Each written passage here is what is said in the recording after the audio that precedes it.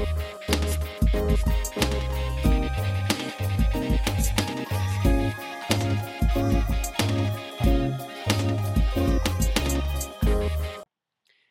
guys, what is up? It is a lazy Tuesday for me.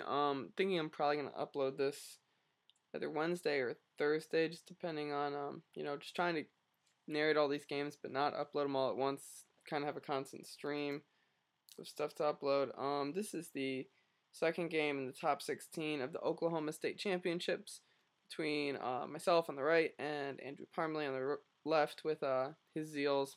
I'm running CMT. Hopefully, I think the camera angle looks a little bit better for this one, but not perfect yet. I know there were some troubles with the first game and being able to tell exactly what was being played and all that jazz. I think we both mulligan on our first hands, which not too big a deal. It is important to note that if he mulliganed a bunch and I didn't, that it would increase my donk potential against him. And I end up mulliganing a second time, so... See the Zekrom EX in his hand, but he didn't bench it. Guessing that means he's not starting Lone Tynamo. Lone Tynamo usually is the kind of card that you wouldn't want to just start with by itself. And just kind of leave open for that, especially against CMT, where all I need to do is have the Mewtwo DCE to easily KO that Tynamo. He benches another Pokemon. It might be the Zekrom EX. I wasn't really watching, but I am going to go first in this one because I lost the first game. But it looks like I got a basic. And I sped this one up a little bit just because the last one seemed a little slow. I choose to go first, and we flip. And he leads off with a Tornadus, and it looks like one of the two Zekroms on his bench. I think I was using one on his official states die. So I hit one heads and one tail, it looks like. Oh, nope, that's got to be double heads if I'm grabbing a second Selby. And I grabbed Gigas. Kind of surprised I'm grabbing Gigas this early.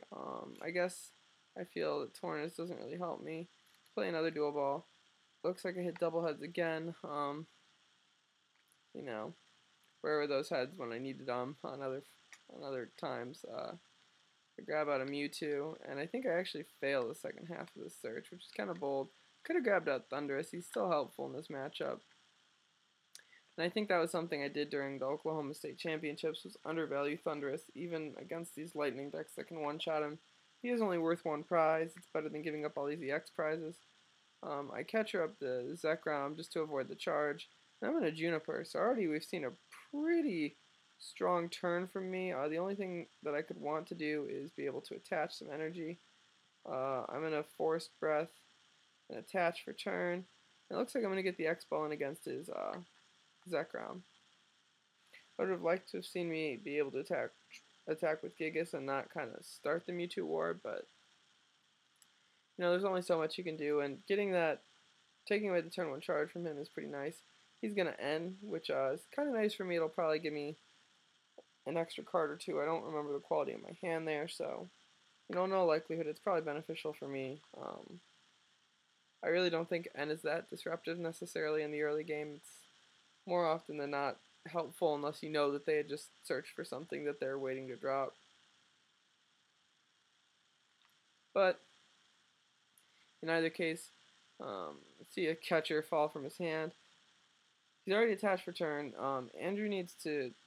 Probably a switch would be the most helpful thing, but he drops the Eviolite, which is actually going to be really interesting, and he catches up my Gigas. And this is one of those situations where it probably wasn't the best idea to bench Gigas. Tornadus would have been way better here. And it looks like he's going to gear, it looks like maybe. Yeah, so he grabs out a Juniper from his gear. That's one thing we've been seeing Andrew do a lot is play the gear. On the turn he gets it when he's already played a supporter.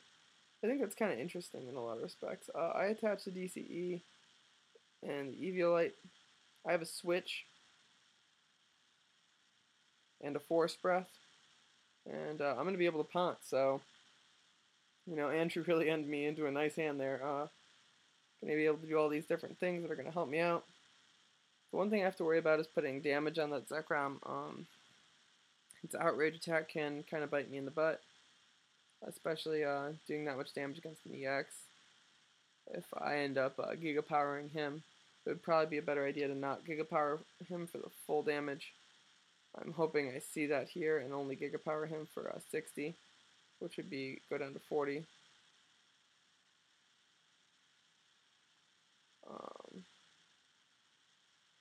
Unfortunately, it doesn't look like I do that. I think I went for the full 80 damage, which reduces to 60. So 100 damage on him means he can outrage for 120, which will end up being 100 damage on my Eviolited Regigigas. So now, Andrew needs to have some Dynamos hit the field, is really what he needs. Otherwise, he's kind of running an energy accelerationless deck, and it's not going to help him. So he ends up collecting and getting out 2 Dynamo and the Zekrom EX, and attaches to his Thundurus, so he's pretty much just giving me the prize against his Zekrom. So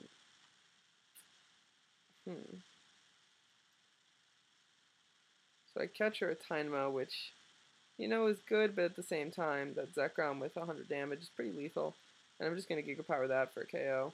I guess I thought that taking energy acceleration off the board was more important, keeping board control. But now he's going to attach, I think, either a DC, I think that was a DCE to his Thundurus, and now he's Pokegearing again, I believe.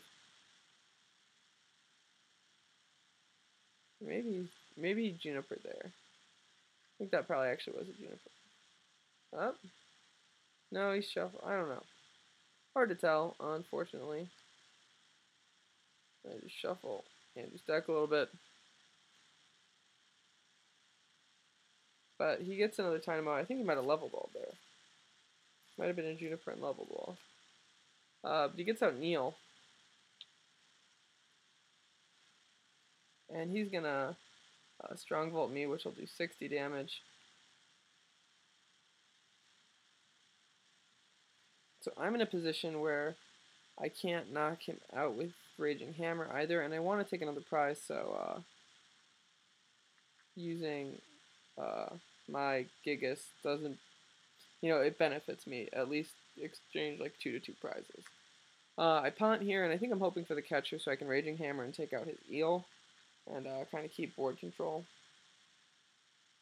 I'd be swinging for 110 damage, which is pretty nice, but, not fantastic for 4 energy. So, if I don't hit the catcher here, I'm kind of in a tight spot. I didn't see it either. Maybe I hit the Junk Arm. See plus power, but...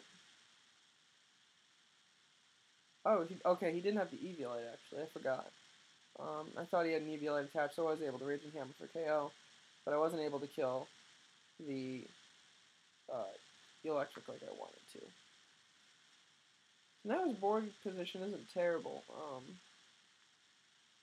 He's actually probably got a better board position than I do at this point.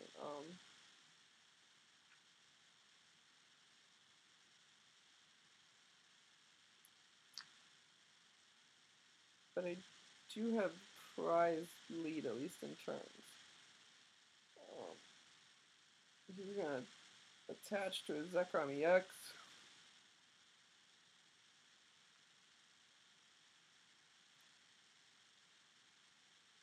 And as long as that regular Zekrom stays on the board with 100 damage on it, it's actually pretty threatening. And despite the fact that it's frail, I need to do 50 damage to it to KO it. But it looks like he's promoting it as a Meat Shield. Maybe he has a DCE to attach and KO. He might have only Dynamoed.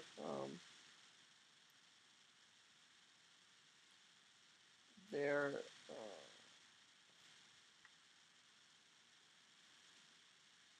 appears to be another Dynamotor to his Zekrom EX.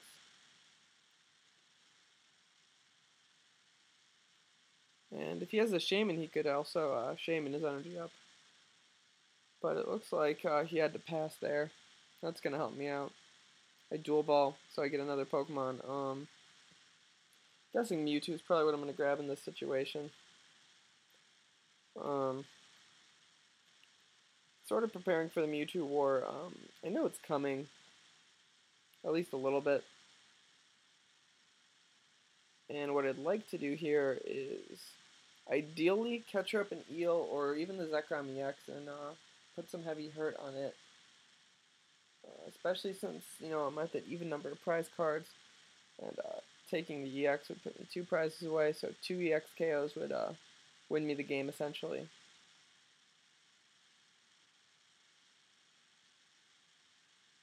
But looking like I don't necessarily have the catcher, I'm going to play a Gear.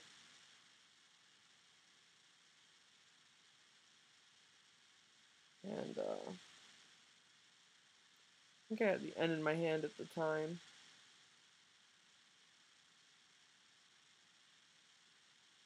So I grabbed the N off the Pokegear. So now I've got basically both ends in my hand. And I don't really want to end myself to 4 cards. But I think I decided to actually play it. Getting some energy attachments would be nice. I don't play them yet. Okay. And I just decide to Raging Hammer for KO. So Regigigas has taken 3 prizes at this point. He's doing a pretty nice job. He will be able to be knocked out pretty easily, though, by this Zekrom EX. As he attaches the DCE. Now, this is really important because it places 5 energy on him instead of 4. And it looks like he ends me. It's the 3 cards, which isn't horrible. I'll get a 4th on the draw, too, so there's a decent chance I'll have something. I believe I end myself to 4 cards anyway, so it's really not a loss. But by putting 5 energy on a Zekrom EX, it's just an additional 20 Mewtwo will be able to do. So I should be able to swing for about 100, even if he Strong Volts me. Which is pretty big. He has to Strong Volt, because if he misses a Glinting Claw, he could, or doing max damage on Glinting Claw, he could basically kill himself. Because I could Raging Hammer for crazy amounts of damage. But he Strong Volts. He also Eviolites himself, which kind of puts me in a rough spot.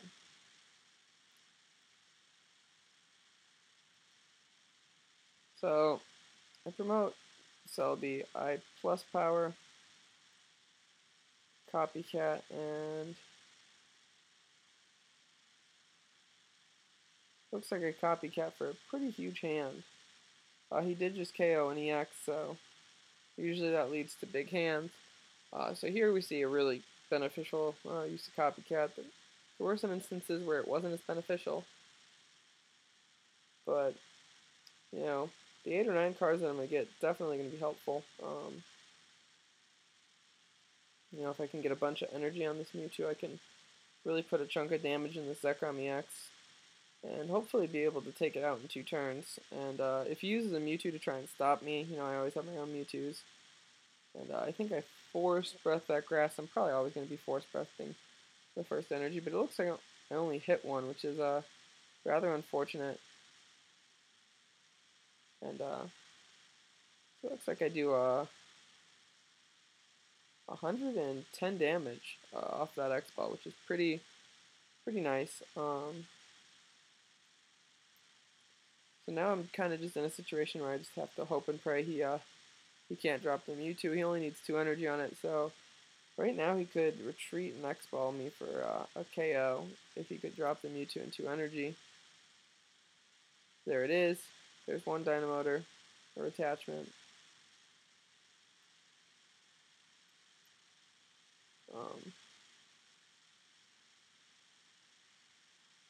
Plays out a Level Ball with his Junk Arm. And okay, so he's going to grab the Shaman with the Level Ball, and that's a really nice play. So now he doesn't really have to worry about Dynamotors, attachments, all that jazz.